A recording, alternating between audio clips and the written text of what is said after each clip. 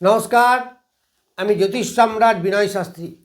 আশা করি ঈশ্বরের কৃপায় আপনারা ভালোই আছেন।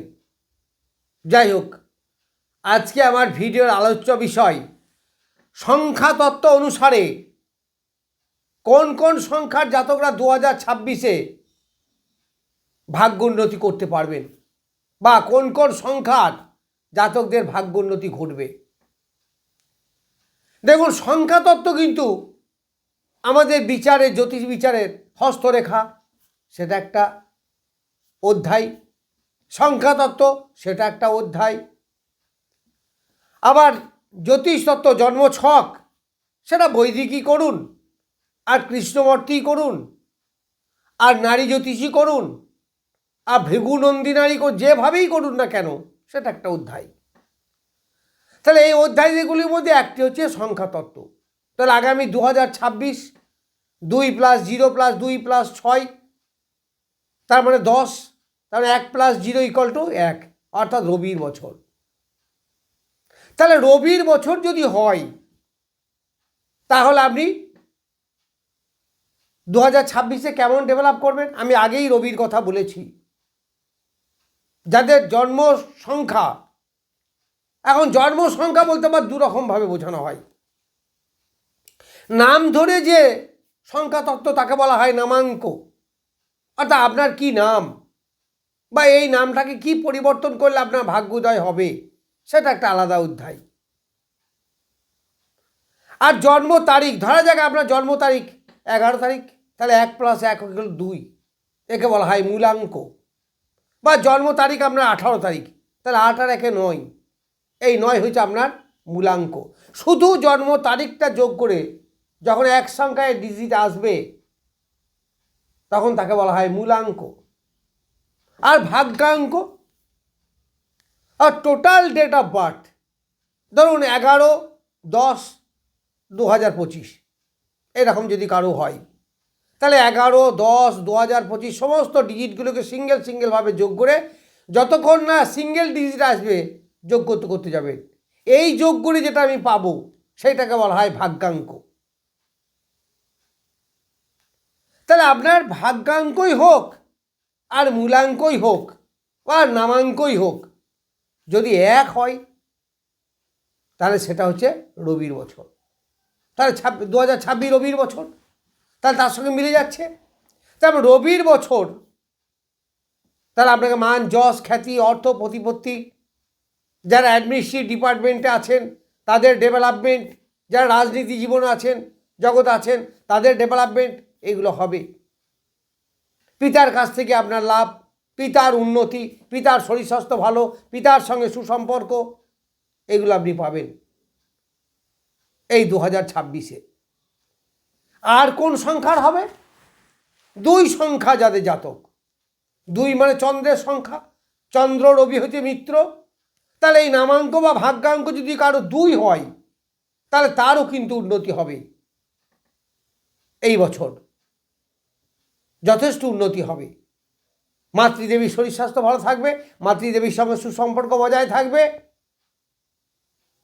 যারা ডাক্তার, নার্স বা সেবামূলক কাজের সঙ্গে যুক্ত, তাদের উন্নতি অনেক বেশি হবে।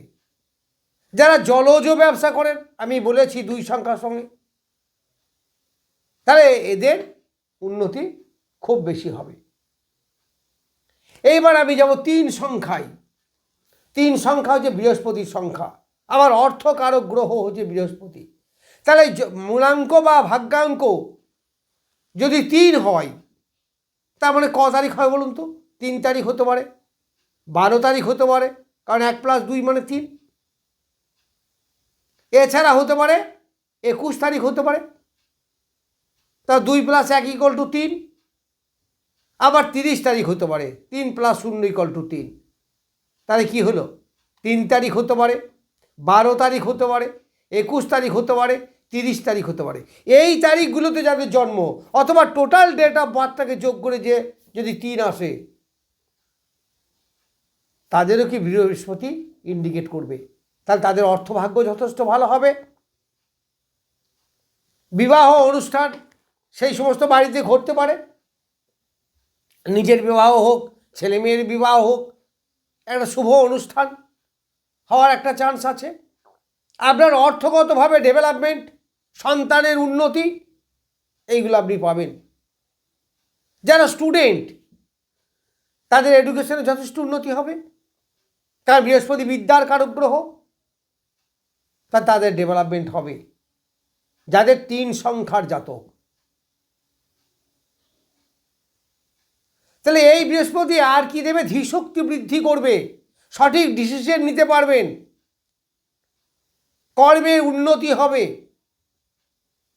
সেটা আপনার যে রাশি হোক আর যে লগ্নই হোক না কেন। এইবার রাশি বা লগ্ন বিশেষে একটু হেরফের হবেই। যাদের অনুকূল বেশি তাদের একটু বেশি ডেভেলপমেন্ট হবে, যাদের অতটা অনুকূল নয় তাদের একটু কম ডেভেলপমেন্টে কিন্তু ডেভেলপমেন্ট হবে। 3 রাশির যারা জাতক, কারণ এই 3 রাশি হচ্ছে রবির মিত্র। রবি এবং বৃহস্পতি একই গ্রুপের গ্রহ, একে অপরের মিত্র। তাহলে রবি, চন্দ্র, বৃহস্পতি এরা হচ্ছে সব মিত্র গ্রহ। এইবার আমি দেখব আর মিত্র গ্রহ কি আছে? 9 সংখ্যা। 9 হচ্ছে মঙ্গলের সংখ্যা। তাহলে এই মূলাঙ্ক বা ভাগ্যাঙ্ক যাই হোক না কেন, যদি 9 হয় তাহলে আপনারও কিন্তু ডেভেলপমেন্ট হবে এই 2026-এ। কারণ আমি বলেছি 2026 টোটাল যোগ করে 1 হয়, তাহলে 1, 2, 3, 9 এরা হচ্ছে সবাই মিত্র। আর যদি জ্যোতিষতত্ত্ব আসে, রবি, চন্দ্র, বৃহস্পতি, মঙ্গল এরা মিত্র। তাহলে এই সমস্ত রাশিগুলোর, এই সমস্ত সংখ্যার জাতক জাতিকাদের প্রভূত উন্নতি হবে। 3 সংখ্যার তো যথেষ্ট ভালো উন্নতি হবে।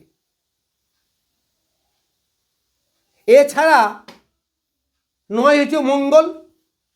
মঙ্গল হচ্ছে সাহসের কারক, মঙ্গল হচ্ছে অ্যাডমিনিস্ট্রেটিভ ডিপার্টমেন্টের, মঙ্গল হচ্ছে অগ্নিতত্ত্ব, রবিও অগ্নিতত্ত্ব। আমি বলেছি রবির, তার রবির খুব ক্লোজে আছে মঙ্গল। তার যারা ডিফেন্সে চাকরি করেন, যারা অ্যাডমিনিস্ট্রেটিভ ডিপার্টমেন্টে চাকরি করেন,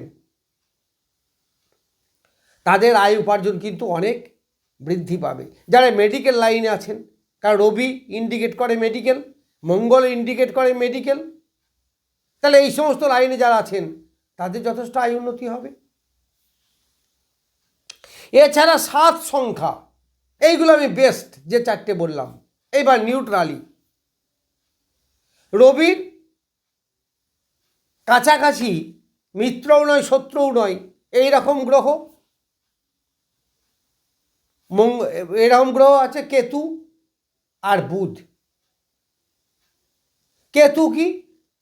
কেতু যদিও অ্যান্টি গ্রহ রবির সাধারণভাবে, কিন্তু কুজবৎ কেতু, অর্থাৎ মঙ্গলের ফলদায়ী কেতু। সেই অর্থে আপনি কিছুটা ভালো বলতে পারেন 7 সংখ্যাকে, খুব ভালো কিন্তু নয়। তবে 5 সংখ্যাটা কিন্তু ভালো, বুধের সংখ্যা। এই রবি আর বুধ অনেকটা কোঅপারেট করে, ফলে যাদের জন্মাঙ্ক, দ্যাট ইজ মূলাঙ্ক বা ভাগ্যাঙ্ক 5, তারাও কিন্তু মোর অর লেস কিছুটা বেনিফিটেড হবেন। অতটা ভালো না হলেও বেশ কিছুটা হবেন। এই যে 4টে সংখ্যা বললাম এবং লাস্টে 2টো, ওই 4টে হচ্ছে বেস্ট এবং এই 2টো হচ্ছে মোটামুটি। আপনারা বাকি জানেন যে 4 রাহুর সংখ্যা, রবির পুরোপুরি এন্ট্রি। 6 শুক্র, রবির পুরোপুরি এন্ট্রি, কারণ রবি শুক্রের যোগকে আমরা দারিদ্র যোগ বলি।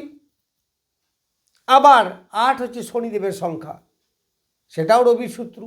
ফলে এই যে রাশিগুলো, এই রাশিগুলো যে একবারেই খারাপ ফল পাবেন তাই নয়, কারণ রবির ওই 1 সংখ্যাটাই তো সব নয়। তবে সংখ্যা তত্ত্বের বিচারে এদের একটু সাবধান থাকাই ভালো, একটু সতর্ক থাকাই ভালো, আয় উপার্জনের ব্যাপারে একটু কেয়ারফুল বেশি হতে হবে।